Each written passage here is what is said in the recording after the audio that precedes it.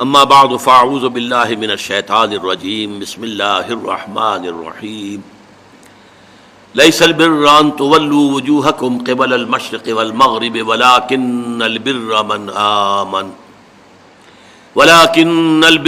آمن باللہ والیوم الآخر والملائکۃ والکتاب والنبیین وآتى المال على حبه ذوي القربى واليتامى والمساكين وابن السبيل والسائلين وفي الرقاب وأقام الصلاة وآتى الزكاة والموفون بعهدهم إذا عاهدوا والصابرين في البأساء والضراء وحين البأس أولئك الذين صدقوا وأولئك هم المتقون صدق الله العظيم رب اشرح لي صدری ویسر لي امری واحلل عقدۃ من لسانی یفقہوا قولی۔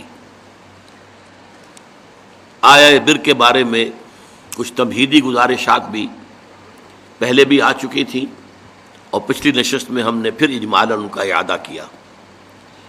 نیکی کی ایک جامع حقیقت کے ضمن میں اولین اہمیت ایمان کی، جس کے نتیجے میں کہ صحیح نیت پیدا ہوتی ہے، صحیح مقصد اللہ کی رضا حاصل کرنا، اللہ کی محبت سے سرشار ہو کر کوئی کام کرنا، اور وہ ہو بھی کام درست ہو، نیک ہو، اچھا ہو، بھلا ہو، ظاہر کے اعتبار سے بھی تو وہ نیکی ہے۔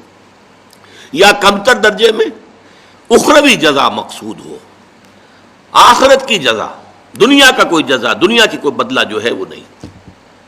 پھر یہ کہ جو مظاہر نیکی ہیں ان میں پہلا مظہر جو ہے وہ خدمت خلق، وہ انسانی ہمدردی کا جذبہ۔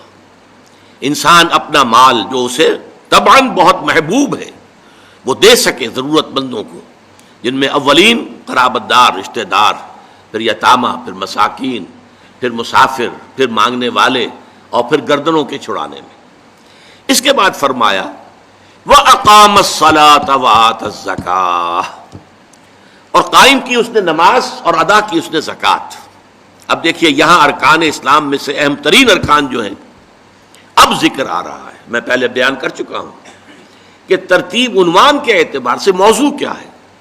ارکان اسلام کی بحث ہوگی تو کلمہ شہادت کے فوراً بعد اقامت الصلاۃ و ایتاء الزکاۃ، لیکن یہاں بحث ہو رہی ہے نیکی کی۔ نیکی کی حقیقت کیا ہے؟ اس میں وہ ہمدردی کا مادہ وہ پہلے ہے اور نماز اور زکوٰۃ بعد میں۔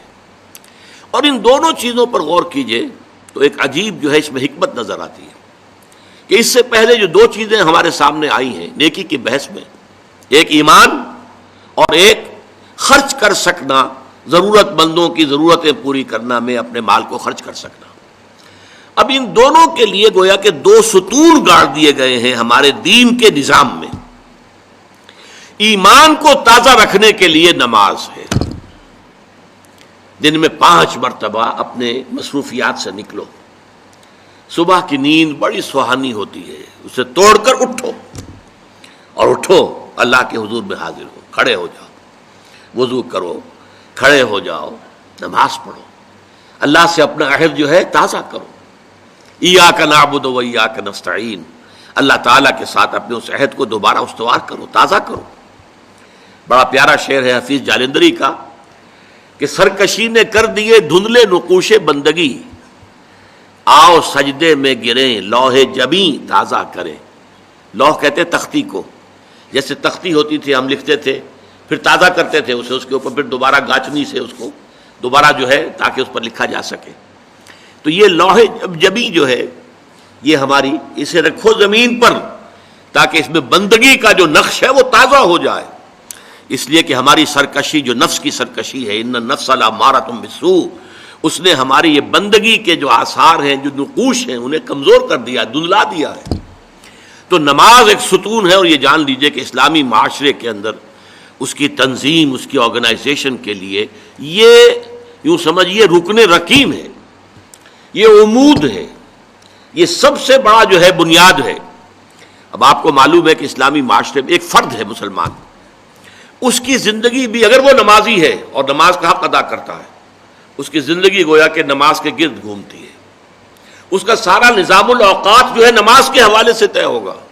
فلاں کام کرنا، اچھا بھائی عصر کی نماز کے بعد۔ وہ کوئی ایسی اپائنٹمنٹ نہیں کر سکتا کہ جس میں عصر کی جماعت جو ہے اس کا معاملہ جو ہے وہ خطرے میں پڑ جائے، مغرب کے بعد اس کا سارا معاملہ چلے گا، اس کا روٹین جو ہے اسی کے گرد گھومے گا. یہ گویا کہ کھونٹا ہے جس کے گرد اس کے معمولات زندگی جو ہے، اس کی چکی جو ہے وہ چل رہی ہے. اسی طریقے سے معاشرہ، اب 5 مرتبہ دن میں مسلمان مسجد میں جمع ہو رہے ہیں، ایک امام کے پیچھے کھڑے ہیں، اور ایک دفعہ ہفتے میں جو ہے بڑی آبادی کے لوگ جو ہیں مسجد جامع میں جمع ہو گئے. یہ اسلامی معاشرے کی ایک تنظیم ہے. سال میں 2 مرتبہ جو ہے آبادی سے باہر کسی بڑے کھلے میدان میں لوگ چلے گئے ہیں عیدین کے لیے، اور سال میں 1 مرتبہ جو ہے پوری دنیا سے کشاں کہاں کہاں سے گورے بھی اور کالے بھی اور پیلے بھی مسلمان کہاں سے چلے آ رہے ہیں، ہر مسلک ہر فقہ کے ماننے والے. یہ ایک تنظیم ہے جو نماز کے گرد اور حج کے گرد ہو رہی ہے. اور یہ نماز جو ہے در حقیقت بندے کا تعلق اللہ کے ساتھ استوار کرنے کا سب سے بڑا ذریعہ ہے.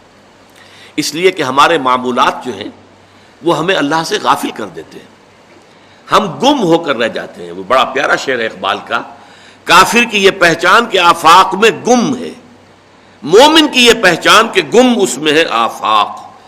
آفاق میں گم ہو جانا، میرا یہ کام ہے، یہ کام ہے، یہ کام ہے، یہ کام ہے، یہ کرنا، وہاں جانا، وہاں سے وہاں جانا، وہاں سے وہاں جانا، ایک چکر ہے، ایک روٹین ہے. انسان گم ہو گیا، کہاں خدا کا خیال، کہاں آخرت کا خیال، آئے گا ہی نہیں، گم ہو گئے.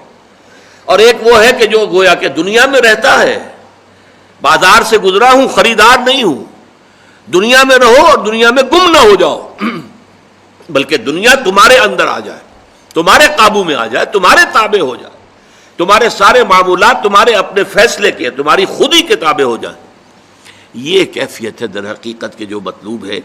اسی لیے فرمایا حضرت موسیٰ علیہ السلام کی پہلی جو حاضری ہوئی تھی اور اسی میں انہیں رسالت عطا ہوئی، تو اس کی پہلی وحی سورہ طٰہٰ کے شروع کی آیات میں ہے، وَأَقِمِ الصَّلَاةَ لِذِكْرِي. دیکھو میری نماز میرے ذکر کے لیے، میری یاد کے لیے نماز کو قائم رکھو. الصلاۃ عماد الدین حضور فرما رہے ہیں، یہ دین کا ستون ہے. اس دین کی عمارت اس پر کھڑی ہوئی. جیسا کہ میں نے عرض کیا، ہمارے شخصی بھی معاملات اور معمولات اس کے گرد گھومے، اور ہماری اجتماعیت جو ہے، ہمارا معاشرہ اور ہماری ملی تنظیم جو ہے، اس کی بنیاد بھی یہی. زکوٰۃ کیا ہے؟ مظاہر نیکی میں سب سے پہلا مظہر آیا تھا مال خرچ کر سکنا، خیرات، صدقات، لوگوں کی ضرورتیں پوری کرنا اپنے مال سے، ہمدردی میں اپنا مال خرچ کرنا. اس مال خرچ کرنے کے لیے ایک اور ستون کھڑا کر دیا گیا، اور وہ زکوٰۃ ہے. کم سے کم اتنا تو دینا ہی ہوگا. گویا کہ آپ کو معلوم ہے کہ کسی بوتل کا کورک اگر بند ہی رہے تو بند رہے گا، اس میں سے کچھ بھی نہیں نکلے گا، ایک قطرہ بھی نہیں ٹپکے گا. ایک دفعہ کھل جائے تو امید ہے کہ کچھ اور بھی نکل آئے گا. تو زکوٰۃ، بخیل سے بخیل انسان بھی اگر مسلمان ہے اور اگر اس کو اللہ تعالیٰ کے حکم کا لحاظ ہے، پاس ہے، زکوٰۃ تو دے گا. چاہے اس کے علاوہ چیریٹی نہ ہو، چاہے اس کے علاوہ جو ہے کوئی خیرات نہ ہو، لیکن یہ زکوٰۃ تو دے گا. لیکن یہ زکوٰۃ جو ہے در حقیقت یہ بنیاد بن جاتی ہے کہ پھر دل میں سے مال کی محبت اس زکوٰۃ کی وجہ سے کم ہوتی ہے. زکوٰۃ کے معنی یہ ہے پاک کرنے والی شے، تزکیہ ہے. یہ در حقیقت نفس کو پاک کرنے والی شے ہے. طہارت نفس، قلب کے اندر سے مال کی محبت کو ختم کرنے والی شے. تو یہ 2 ستون ہیں ہمارے دین کی. حضور کی ایک حدیث میں حضرت معاذ بن جبل رضی اللہ تعالیٰ عنہ سے مروی ہے، تو حضور نے، ویسے تو بہت طویل روایت ہے، وہ میں اس وقت ساری روایت بیان نہیں کر سکتا. حضور نے پوچھا حضرت، اس لیے کہ اس وقت خاص حالات ایسے ہو گئے تھے کہ حضور کی طبیعت میں بڑی بشاشت تھی حضرت معاذ بن جبل کے لیے رضی اللہ تعالیٰ عنہ. ایک سوال تو انہوں نے حضور سے کیا تھا، حضور نے اس کا جواب دے دیا. پھر حضور نے مزید دریائے سخاوت جوش میں آیا، حضور نے فرمایا وَإِن شِئْتَ حَدَّثْتُكَ يَا مُعَاذ بِرَأْسِ هَذَا الْأَمْرِ وَقَوَامِهِ وَضَرْبَةُ السَّنَامِ مِنْهُ.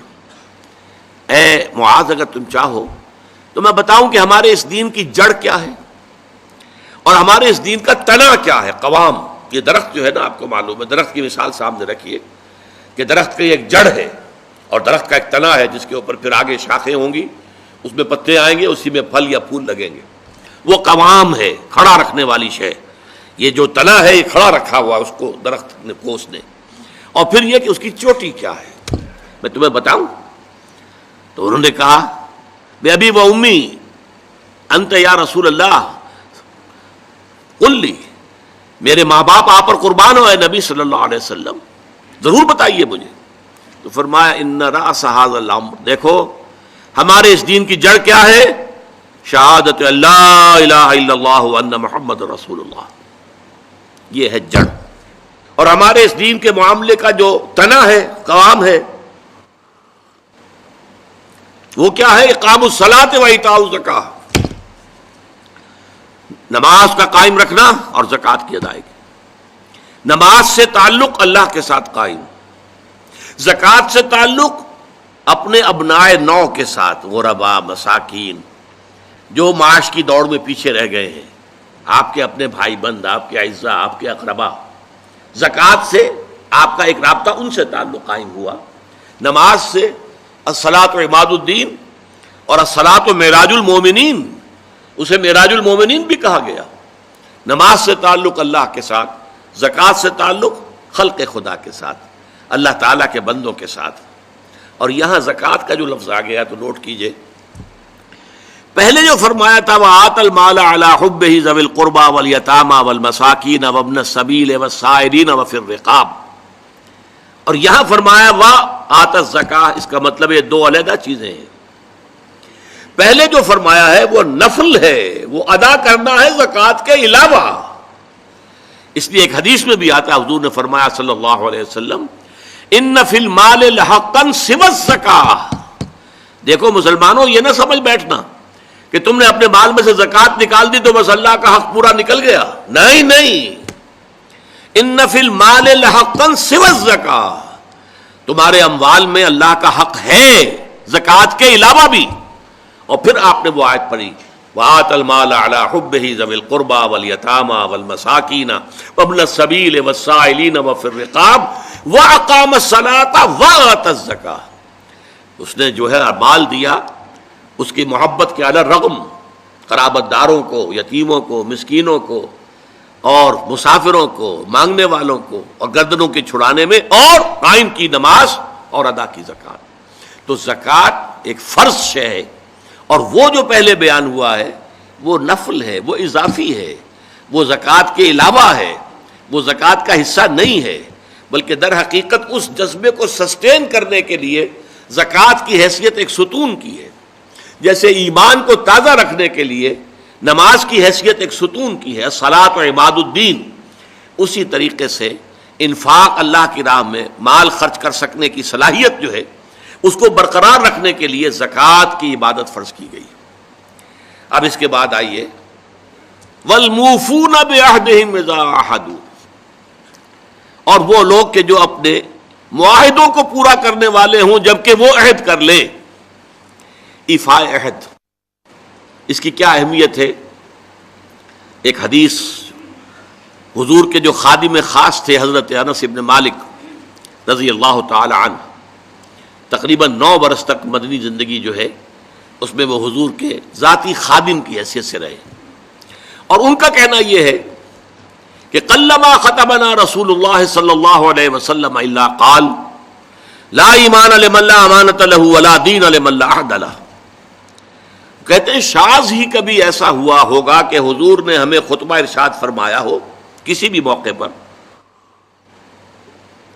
اور اس میں یہ الفاظ مبارکہ آپ نے نہ فرمائے ہوں کہ اس شخص کا کوئی ایمان نہیں جس میں امانت داری کا وصف نہیں، اور اس شخص کا کوئی دین نہیں جس میں ایفاء عہد نہیں۔ کیوں؟ دین بھی نام ہے اللہ سے اپنے ایک عہد کو پورا کرنے کا۔ نماز کی ہر رکعت میں ہم کیا کہتے ہیں؟ ایاک نعبد و ایاک نستعین، پروردگار ہم صرف تیری ہی بندگی اور پرستش کرتے ہیں، اور صرف تیری ہی بندگی اور پرستش کرتے رہیں گے، اور اے پروردگار ہم صرف تجھ ہی سے مدد کے خواہاں ہیں اور تجھ ہی سے مدد چاہتے رہیں گے۔ یہ عہد ہے، بہت بڑا عہد ہے، بہت بڑا عہد ہے۔ اس عہد کو پورا کرنا ہی دین ہے۔ اللہ کی بندگی، اللہ کے احکام کی اطاعت، اللہ نے جن چیزوں کو حرام کیا ان سے اجتناب کرتے رہنا، اللہ کے فرائض کی ادائیگی، اللہ کے لیے تن من دھن لگا دینا، ایاک نعبد و ایاک نستعین۔ اب ظاہر بات ہے کہ جو شخص انسانوں کے ساتھ چھوٹے چھوٹے کیے ہوئے عہد پورے نہیں کرتا، وہ اتنا بڑا عہد اللہ کے ساتھ کیسے نبھا دے گا؟ جو 2 پیسے کے اندر امانت کا ثبوت نہیں دے سکتا، اس میں بھی خیانت کر گزرتا ہے، وہ 2 کروڑ میں کیسے امین ثابت ہوگا؟ لہذا لا دین لمن لا عہد لہ، لا ایمان لمن لا امانت لہ ولا دین لمن لا عہد لہ۔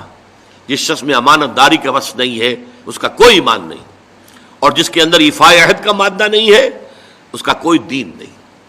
اب خاص طور پر اس نیکی کی بحث میں جس ربط اور ترتیب کے ساتھ یہ بات آ رہی ہے اس کو سمجھیے۔ در حقیقت یہ معاملات جو ہیں انسان کے، بین الانسانی معاملات، یہ در حقیقت اس کا تذکرہ ہے، اس لیے کہ اب تک جو معاملے آئے، ایک خدمت خلق اور انسانی ہمدردی کا جذبہ، پھر نماز کا قیام، زکوٰۃ کی ادائیگی، اب جو یہاں آ رہا ہے یہ معاملات ہیں بین الانسانی معاملات۔ معاملہ کہتے ہیں جو 2 افراد کے مابین کوئی بات ہو رہی ہو، عمل سے معاملہ، جوہد سے مجاہدہ، قتل سے مقاتلہ۔ تو جب 2 فریقوں کے درمیان جوہد ہوگی، جوہد کا جوہد سے ٹکراؤ ہوگا تو وہ مجاہدہ بن جاتا ہے۔ جب 2 فریق ایک دوسرے کو قتل کرنے کے درپے ہیں یہ مقاتلہ ہے۔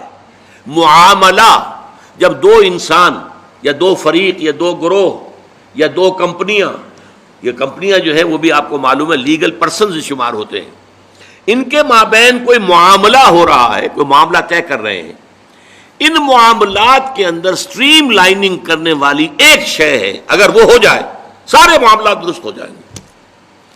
اب آپ کو معلوم ہے ایفاء عہد کا جذبہ پیدا ہو جائے۔ دیکھیے معاملات کی میں آپ سے وضاحت کروں، ایک شخص امپلائر ہے، ایک امپلائی ہے، ان کے درمیان ایک کانٹریکٹ ہے، یہ ریمونریشنز ملیں گی، یہ مراعات، یہ مفادات، یہ تنخواہ، یہ کام تمہیں کرنے ہیں۔ اب اگر ایک شخص پوری تندہی کے ساتھ وہ کام نہیں کرتا تو وہ حرام خوری کر رہا ہے، ایفاء عہد نہیں کر رہا۔ ایفاء عہد کا تقاضا یہ ہوگا کہ کوئی سپروائز کرنے والا ہے یا نہیں ہے، کوئی دیکھنے والا ہے یا نہیں ہے، وہ اپنے معاہدے کے اندر بندھے ہونے کی بنیاد پر کام کرے اور حتی الامکان اپنی جو بہترین صلاحیتیں ہیں وہ۔ اسی طرح چھوٹا سا معاملہ ہے، آپ نے ایک شخص کو مزدور کے طور پر رکھا ہے، شام کو 100 روپے آپ نے دینے ہیں، یہ ایک معاہدہ ہے، طے ہو گیا۔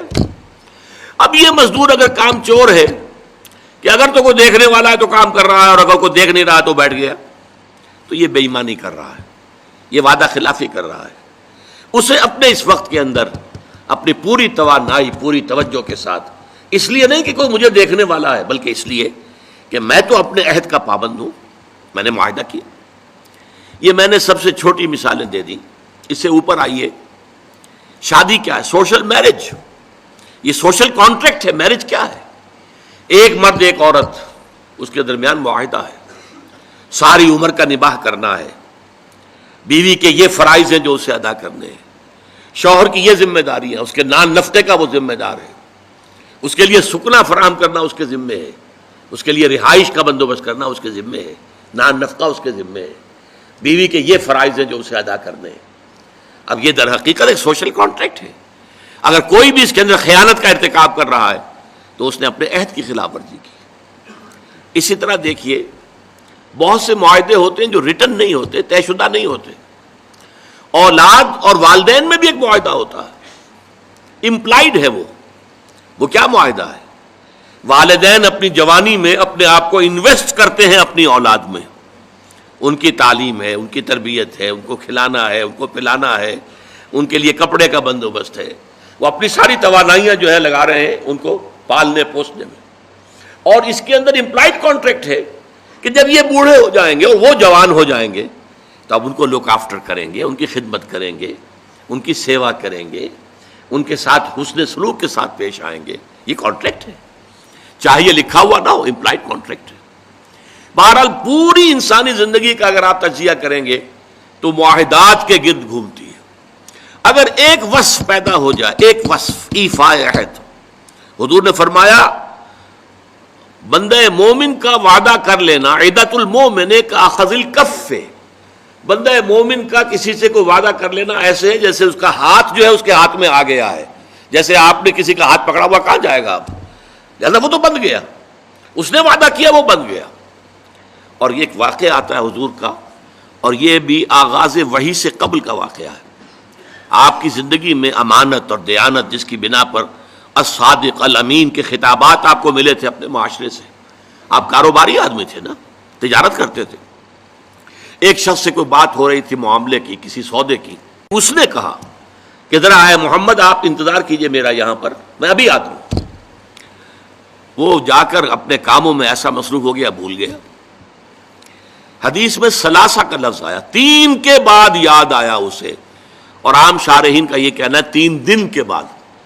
وہ بھولا رہا، اچانک یاد آیا، میں نے تو وعدہ کیا تھا محمد سے صلی اللہ علیہ وسلم کہ آپ یہاں میرا ذرا انتظار کیجئے، میں ابھی آتا ہوں۔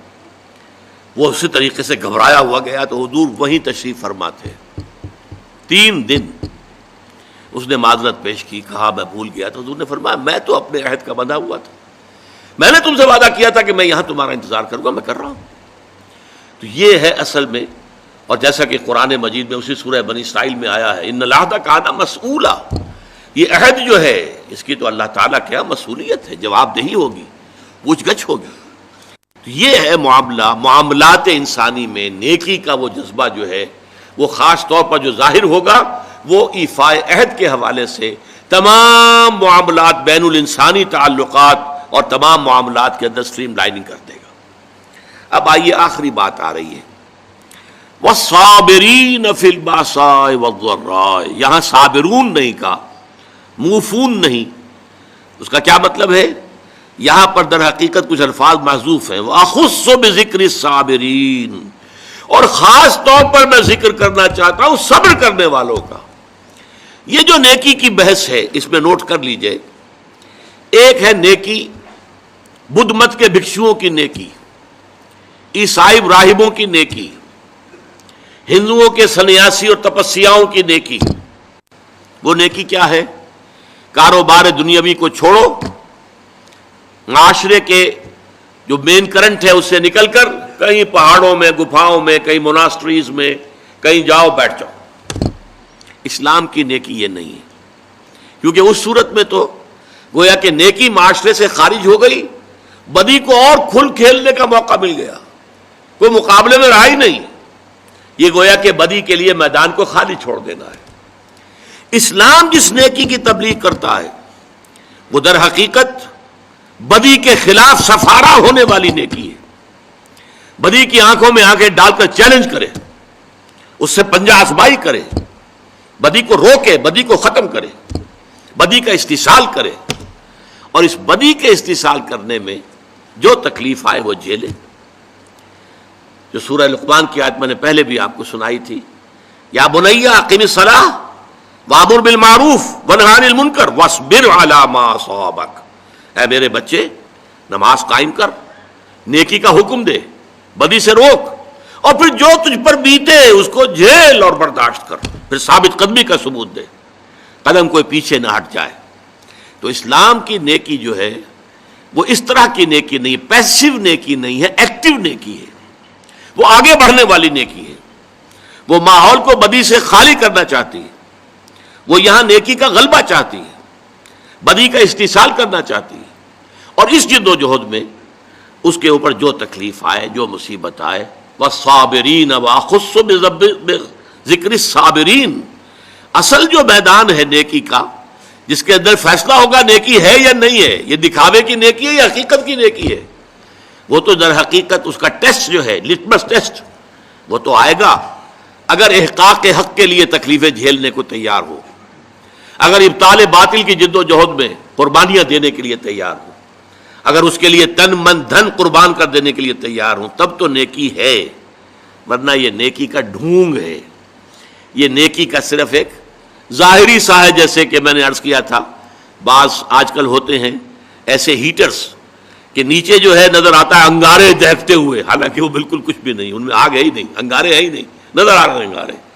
وہ ہیٹ جو آ رہی ہے وہ تو اوپر سے تار جو لگا ہوا ہے وہاں سے آ رہی ہے، ہیٹر وہاں سے ہیٹ دے رہا ہے، لیکن دکھا دیا ہے کہ جیسے انگارے ہیں، تو دکھاوا ہے یہ، اس میں حقیقت نہیں ہے۔ اس کا اصل ٹیسٹ کیا ہے؟ وَالصَّابِرِينَ فِي الْبَأْسَاءِ وَالضَّرَّاءِ وَحِينَ الْبَأْسِ، اور وہ جو خاص طور پر صبر کرنے والے ہیں۔ بادشاہ جب جمع میں آتا ہے تو یہ فقر و فاقہ، بھوک کی سختی، جیسے کہ سورہ بقرہ ہی میں چند رکوع پہلے ہی وہ آیت آ چکی ہے، وَلَنَبْلُوَنَّكُم بِشَيْءٍ مِّنَ الْخَوْفِ وَالْجُوعِ وَنَقْصٍ مِّنَ الْأَمْوَالِ وَالْأَنفُسِ وَالثَّمَرَاتِ وَبَشِّرِ الصَّابِرِينَ۔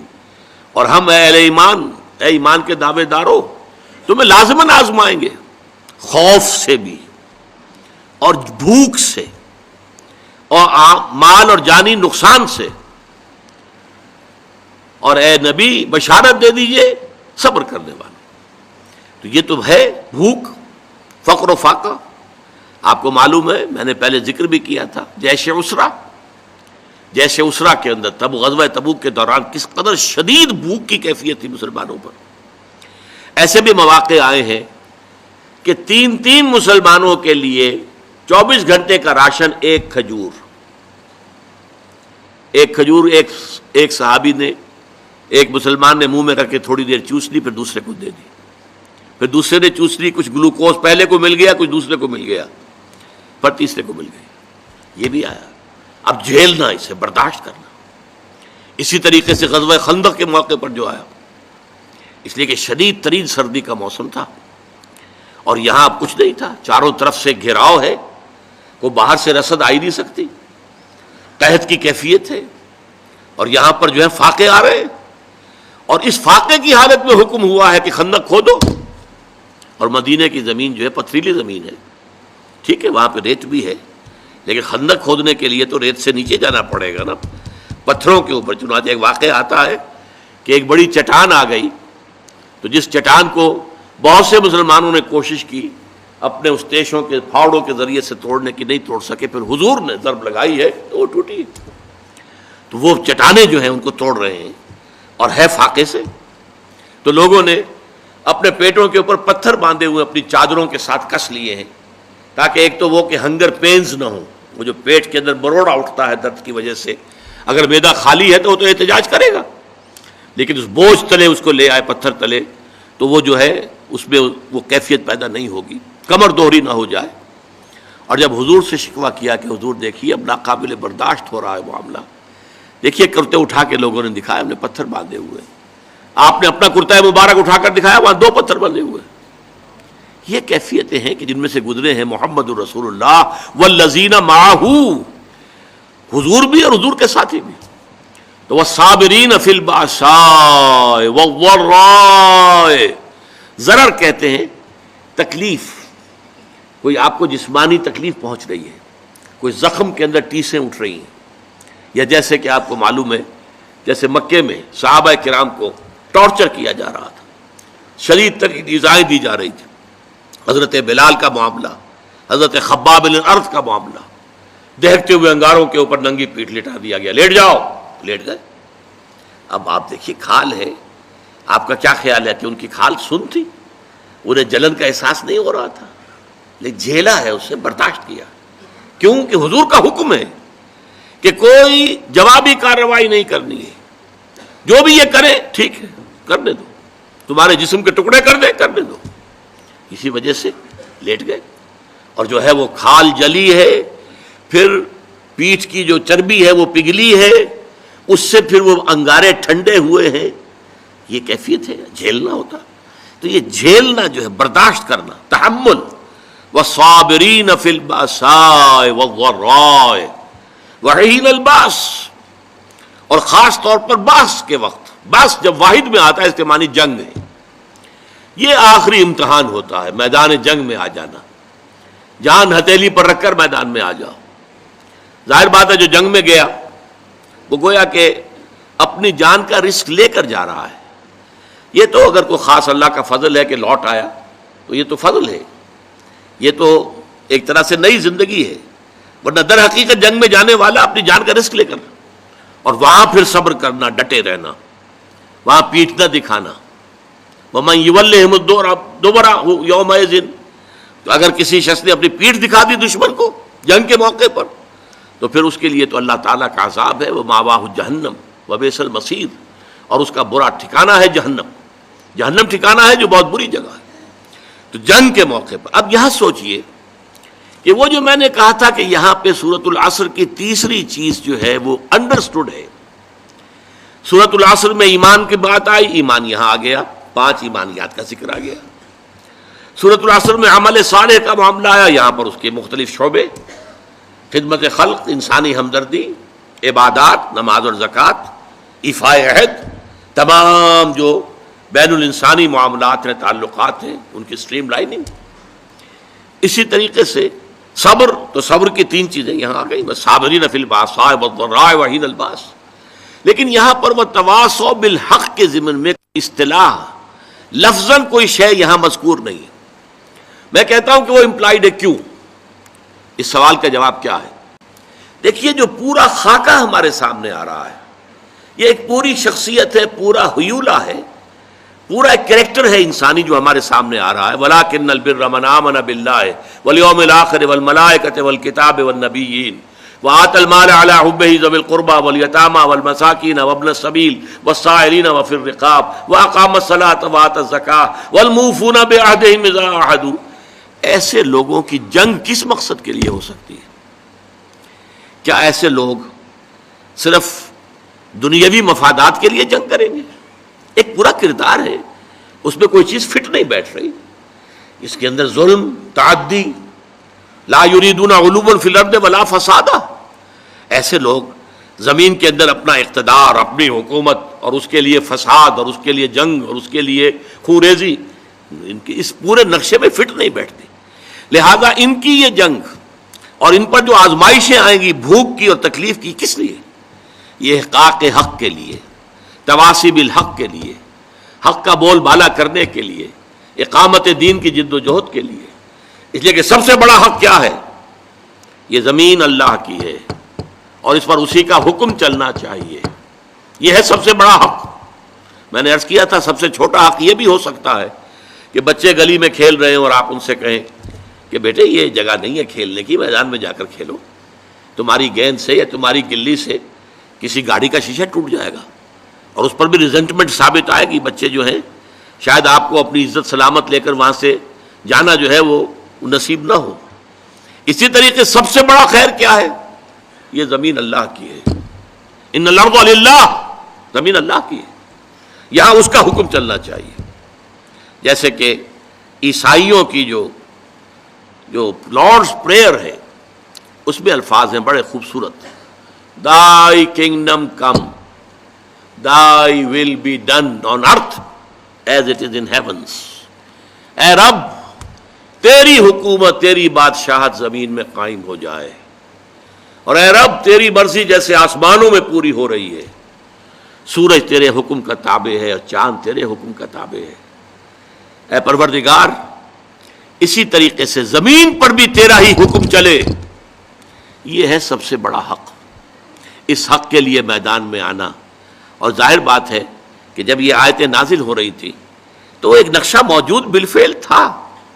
محمد الرسول اللہ والذین معہ ان وادیوں میں سے گزر چکے تھے. ایمان کے مراحل انہوں نے طے کیے. انسانی ہمدردی کے کتنے بڑے بڑے مظاہر سامنے آئے. حضرت ابو بکر کا ذکر ہو چکا ہے ایک جنگ کے موقع پر، اور غالباً یہ غزوہ احد کی بات ہے، کیونکہ بہت سے مسلمان شہید بھی ہوئے تھے، بہت سے زخمی بھی تھے. بعد میں کوئی پانی پلانے والا آیا، العطش العطش. معلوم ہوتا ہے کہ جب جسم میں سے خون زیادہ نکل جائے زخموں سے تو پیاس شدید ہو جاتی، پانی کی کمی جسم میں ہوتی ہے. العطش العطش. تو ایک کے پاس وہ ایک پیالہ لایا گیا، منہ سے لگایا گیا کہ برابر میں ذرا آواز آئی العطش العطش. تو اس نے کہا اچھا پہلے میرے بھائی کو پلاؤ پھر میں پی لوں گا. وہاں لے کر گئے تو اس کے قریب سے کہیں اور سے آواز آ گئی العطش. اس نے کہا پہلے میرے اس بھائی کو پلاؤ پھر میں پی لوں گا.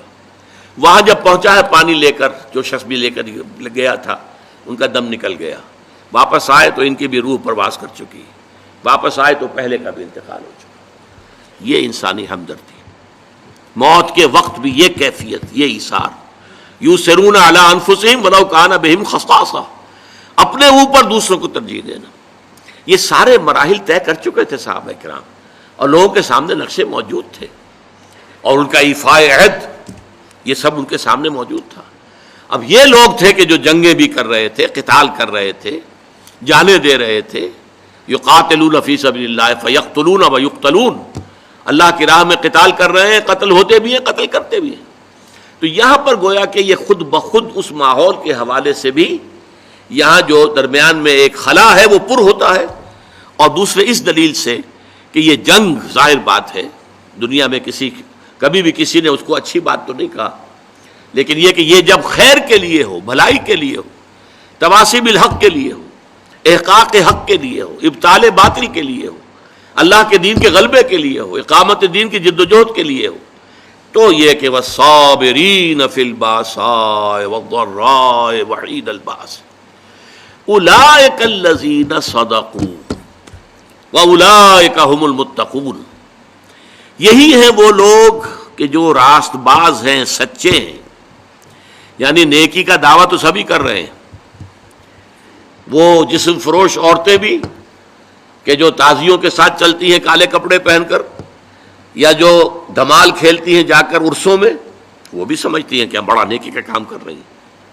اور جیب کترے بھی نیکی کا کام کرتے ہیں، ڈاکو بھی کرتے ہیں، چور بھی کرتے ہیں، یہ بستہ الف بستہ بے کے لوگ بھی کرتے ہیں، لیکن اصل نیکی کس کی ہے؟